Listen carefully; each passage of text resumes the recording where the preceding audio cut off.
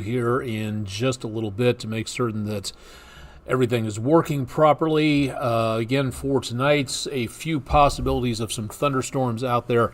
Not looking at a lot, although we have had some borderline severe weather out across portions of the area, and could see some more into tonight, but it looks like most of that's going to be confined well on down to our south. So for right now, not getting a bunch of problems, but it is something that we are going to kind of have to keep an eye on for tonight, just to be on the safe side.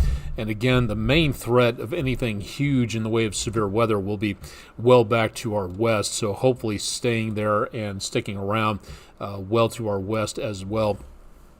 Beyond that, I think things are going to stay relatively quiet. The weekend overall coming up looks pretty good, but I don't see, again, too much of anything shaping up in the way of major problems for right now.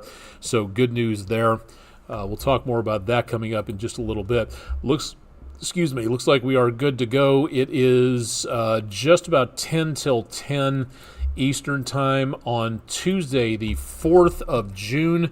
Welcome to the show. This is Weather Overtime, live and direct from downtown Chattanooga, Tennessee. We cover southeast Tennessee, northern and northwestern Georgia, northeastern Alabama, and the far western county into North Carolina. So that's our viewing area. If you've got a question about the weather, and I can't answer it immediately, we'll do our best to give you as much information as we possibly can into what the situation is so that you can have some form of an answer. But we may not be able to answer every single question on whatever you may happen to ask for tonight. If you've got a question on YouTube or on Twitch, please go ahead and drop that into the comments section. We'd love to hear from you. We've gotten a bunch of new subscriptions on Twitch. Granted, we're not exactly a super presenter or whatever the term is. We would love to be able to get more people on here, and slowly but surely we're going to continue to get more subscribers, and we'll continue to bring you the best weather information that we possibly can. So stay tuned for more on that, and we'll keep you advised for tonight. Let's go ahead and get into it since everybody is here and give you an idea as to what we're going to be experiencing for this evening. Let's start off with some fun stuff first. Weather picture of the day from the area around Gulf Breeze, Florida. News 12 viewer Joseph Kimmery, hope I'm saying that correctly. Nice view of the Gulf of Mexico, waters offshore, and the palm trees out there. Beautiful view. Ever so slightly envious. I would love to be there sipping on a cold root beer. That would be very nice to have. As one of my wife's favorite songs goes, knee deep in the water somewhere. If you've got pictures of the Gulf, of the Great Lakes, of the North Pole, for all I can see, send them in to us. As long as it involves a nice view, what's going on with the weather, please send them in to us at pictures@wdef.com. and or drop them to our website, wdef.com/photos. Brand new site to where you can drop your pictures off, and you can see what everybody else is submitting to the Langley Roofing Weather Window picture of the day. You can also drop them to our big three social media pages if you'd like to. Again, Facebook and X and Instagram on there. So please drop those pictures off. We'd love to see more about what you're seeing out across the area and points beyond. Temperatures just a little bit lower than normal thanks to those clouds and the rainfall today. So about 3 degrees below normal on the high and about 4 degrees above normal on the low.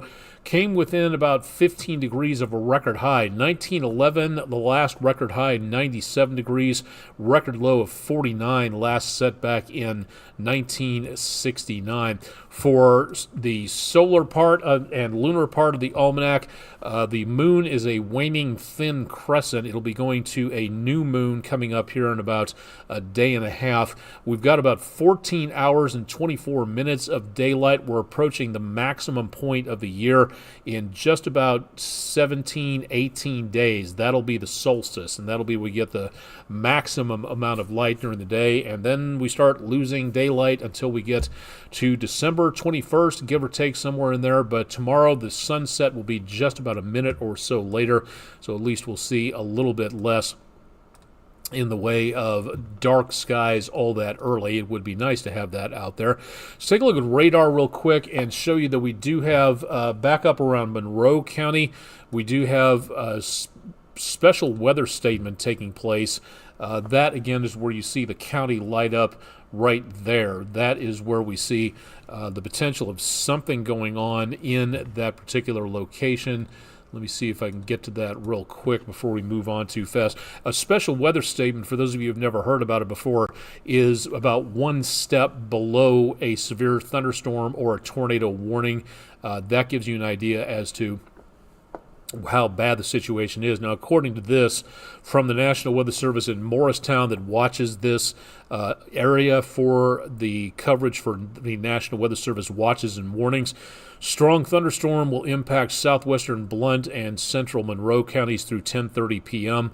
Wind gust of 45 miles per hour and pea-sized hail from this storm, again, making its way from Monroe County into and around upwards of Loudoun and Blount counties. This, again, gusty winds could knock down tree limbs, blow around unsecured objects. Minor hail damage to vegetation is possible here. And again, we're looking at areas mainly east of I-75, now making its way to just south of Knoxville, just to the southwest of Maryville, and going to be approaching Sevier County here within about the next hour. This is, again, moving out of our county warning area.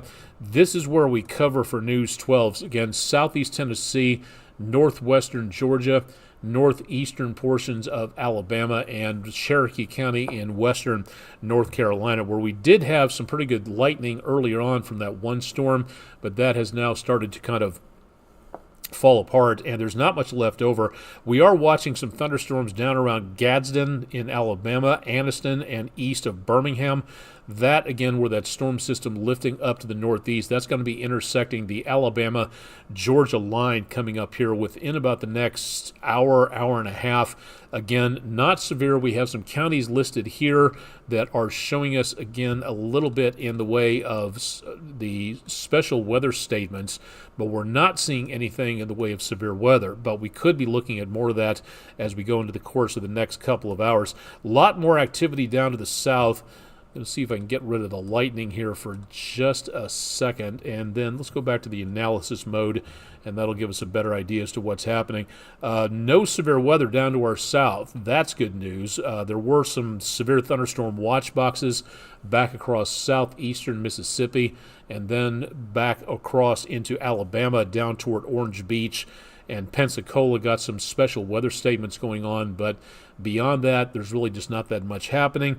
A lot of these here, Birmingham, Tuscaloosa, around the area back toward Anniston, we could see some of these maybe wander up back to the north and to the east.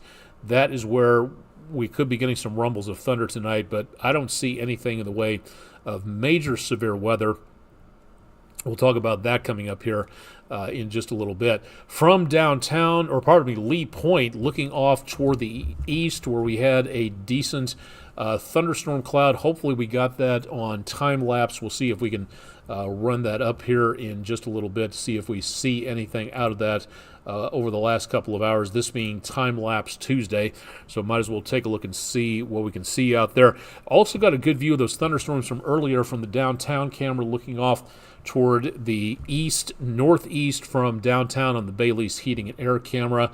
So a decent view there. From the News 12 studio camera, we had a multi-vehicle accident just beyond the trees on I-24. Traffic appears to be moving along very well at this point, so we're not seeing anything in the way of a backup going on here, so that's good news.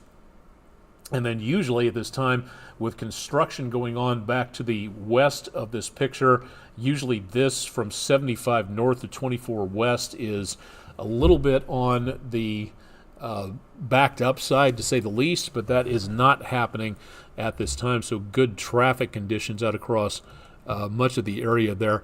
Temperatures at the airport just across the horizon from this picture, mid to upper 70s, winds out of the south at about 5 miles per hour. So a mild evening, but we've got a ton more humidity out there, and it definitely feels that way. So we do have a lot of humidity taking place. Temperatures right before the top of the hour, again, 70s for the most part around the News 12 viewing area. Scottsboro, Alabama, please take your airport thermometer out of the refrigerator, as temperatures are just below freezing at the Scottsboro airport, according to what we see here.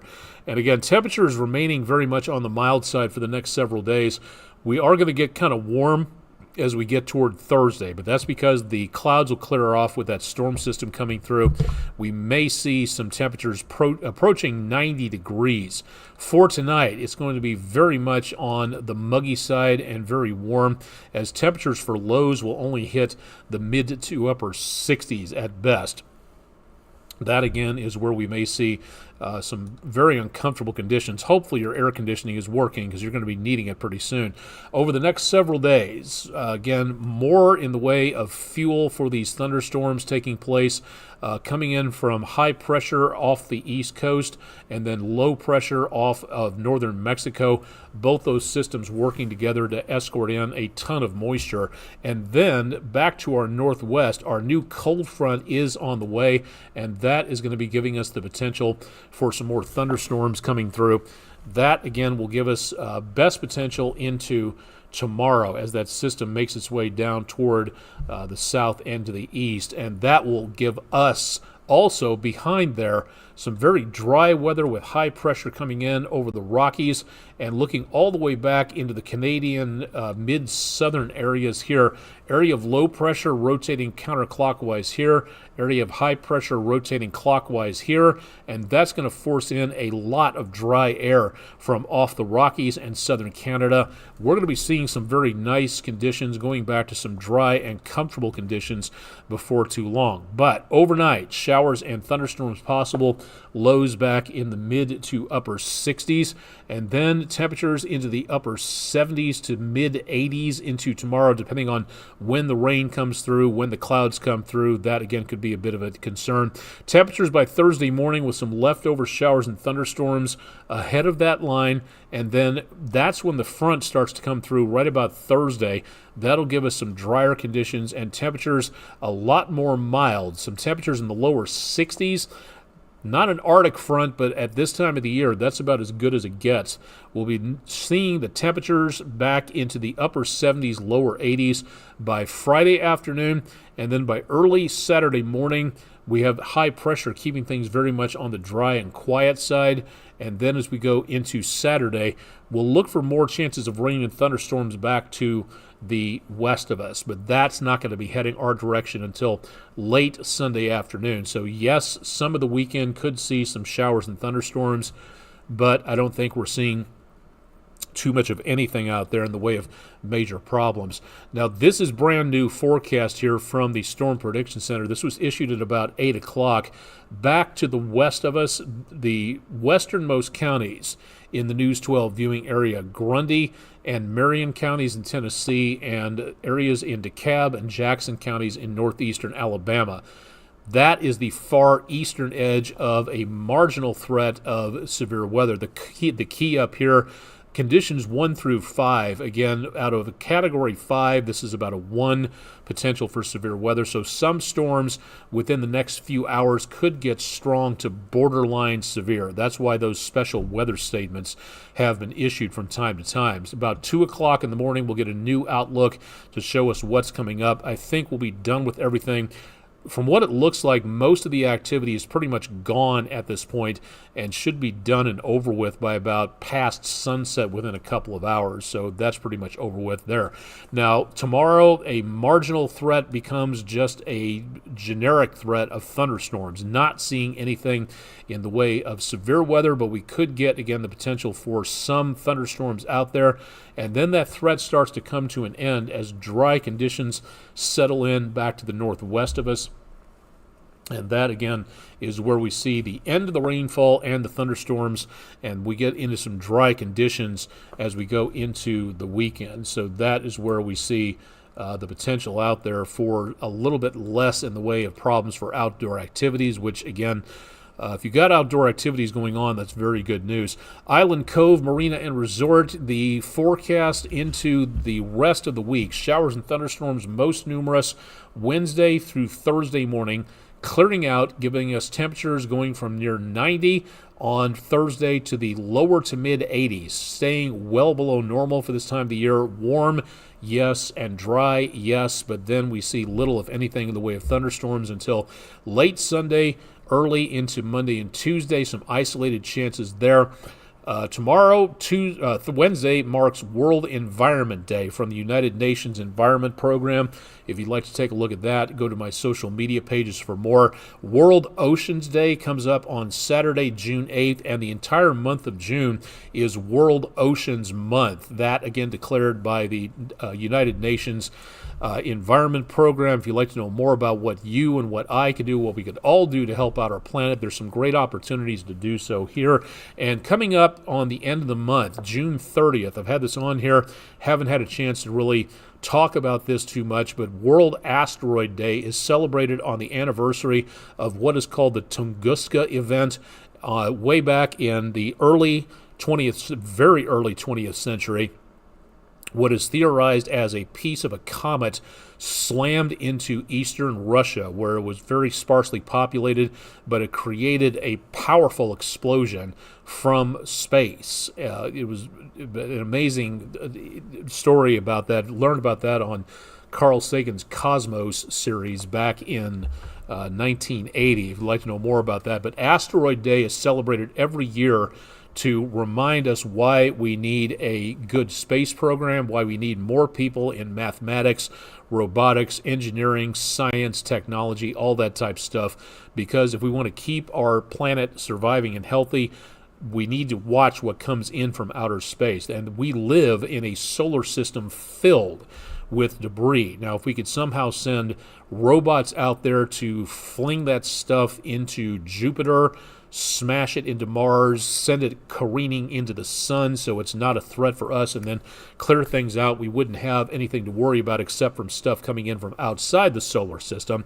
All that is stuff that we need to take a look at, and World Asteroid Day is coming up again on June the 30th. We'll talk more about this in the course of the next several weeks, so stay tuned for more on News 12. Long list of astronauts, celebrities, scientists, musicians like Dr. Brian May from the super rock group, one of my favorites, Queen. He's on this committee. Really great to be able to see more about that. So if you'd like to know more about Asteroid Day, stay tuned. Do your own research and take a look at what is going on out there. It's a really great opportunity to see a lot of what is going to be happening. All right, good news at this time. We are 4 days into hurricane season, and we do not have any activity expected in the Atlantic, the Gulf, the Caribbean, or the eastern part of the Pacific. We have several waves. We have several areas of interest that might become something, but as of right now, there's nothing organized enough to be on the National Hurricane Center's radar, so to speak. But that could, again, change into the course of the next several days and weeks, especially this is very worrisome. Again, we've focused on this the last several weeks. We've talked about this. Bathtub warm water, and for those of you who want to be nitpicky, bathtub, jacuzzi, hot tub, anything like that. It may be different levels of temperature. It may be different levels of water. It may be different functions. Fine, if you want to get nitpicky about that. The basic bottom line is these waters are warm enough to where it could really cause a storm system to get very strong very quickly. It's called RI, rapid intensification. If you want to email me and waste both of our time saying, oh, that's ridiculous, you're just believing what big science has fed you. No, I'm looking at the data and I'm looking at the information that says this is what can happen. And this is what we're looking at right now, especially with that loop current going on. Temperatures close to the coast of Florida are in the 90s, water temperatures, very close to the 90s. And with temperatures like this, like they should be in mid to late August, this is something that is exceptionally worrisome, and we need to be watching this with a very large amount of interest, because any storm that comes in from way out here could just really quickly go very quickly from tropical storm to hurricane status. We need to be weather aware this hurricane season, especially if you're heading anywhere to the oceanfront areas for a vacation, for business, for whatever purpose. You need to be paying attention to what's going on. Why? Because if you're going someplace where a storm is heading into, you don't want to be stuck in that scrum that's going to get out of the way of that storm as people evacuate while they head out before that system begins to arrive. You do not want to be going into that area as that storm approaches. That's just not the best thing for you on that. So something to think about there when it comes to safety. The good news also at this point is that we've got a layer of dust from over the Sahara moving off the Sahel in West Africa, going over the Pacific. It doesn't look like much for right now. Let me see if I can change this up a little bit, because I think I changed the palette on here.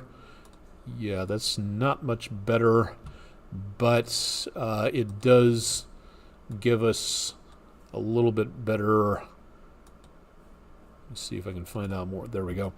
Anywhere within this particular area, from West Africa across the Atlantic, all this dust coming in from off the Sahara Desert helps the biomes of the rainforest, but it also, all this dust in the atmosphere helps to reflect sunlight and helps to push back the potential of anything involving development into a possible tropical storm. So all this dust potential here might just help us keep things quiet, and I hope that is really the way that it stays for right now, because we could really use some help in that particular area. So keep it tuned to News 12. We'll keep you updated on what might be heading our direction, and again, please pay attention to anything going on in and around the area where it comes to the oceans, because we really have to watch what goes on. Now, this is an interesting story right here. And the last answer was given as sort of a joke, but everybody voted for that. I don't know if I'll be including too many more joke answers on here. In September 1947, the Weather Bureau, as it was then called, working with the other agencies, watching a storm coming in from around the southern and central Caribbean that was moving up this direction. Now, the actual naming of storms didn't really occur officially until about 1953 with the National Hurricane Center and being able to name the storms so that the public could pay attention to what was going on and get the storms clear in their head as to which storm was going which direction, which one was a threat and which one wasn't. So in 1947, and it's a really fascinating story about what actually caused this to happen, just to, again, issue a nickname for the storms. And which one was it? It was actually George. So 36% of you got that right. Gargamel, I don't know why anybody would vote for that, but again, 58% of you got it wrong. The QR code on your screen, and go to our website for more. This was, again, just an attempt to nickname a storm, and it was one of the first storms of the season to actually come through and hit the United States with an actual quote-unquote name designation. That's why we asked this question on here, but unfortunately we can only pack so many words into the top portion of the screen, so that was where we couldn't really explain everything going on. But the actual answer, 36% of you got right, was actually George. Again, if you'd like to vote, QR code, or go to WDEF.com/vote now if you'd like to take a look and see a little bit more about what is available there. And we'll have several polls available. Good opportunity to take a look and see what we're asking out there. So I'm going to go ahead and take a look from there. Please vote in the poll. We'd love to see what you're thinking. Please send us in the information on your pictures. Please turn those in. We'd love to see more about what you're seeing out there. And thanks to everybody for sending in some absolutely wonderful pictures over the last several days and weeks. I think that's going to do it. We've covered the tropics. We've covered possible severe weather tonight. We did the radar. We got the almanac page out of the way. We've got our weather picture. That's been taken care of. So I think that's it for tonight. Probably not going to go quite as late, but we've been on for about 24 minutes for Tuesday evening. So we'll probably just go ahead and send it back to your regularly scheduled Tuesday evening. Questions or concerns? go ahead and send them in to us at the bottom of the screen. My email address, aonic@wdef.com. Bottom section of the screen, wdef.com/weather. If you'd like to check in and see what's going on our website when it comes to anything involving forecast information or local news and sports and things like that, we'd love to see more about what exactly you're seeing out there. And if you see anything newsworthy, please give us a call. We'd love to see more about what you've got going on out there and what you're witnessing. 99% of our story ideas come from you, the public, when you call them into us, so please get those into us as soon as possible. So for the rest of tonight, that should do it. I'm Chief Meteorologist Austin Onek. Chip Chapman has your forecast bright and early tomorrow morning, so stay tuned for more details on that. And, of course, more again at our website, wdef.com/weather. Thanks for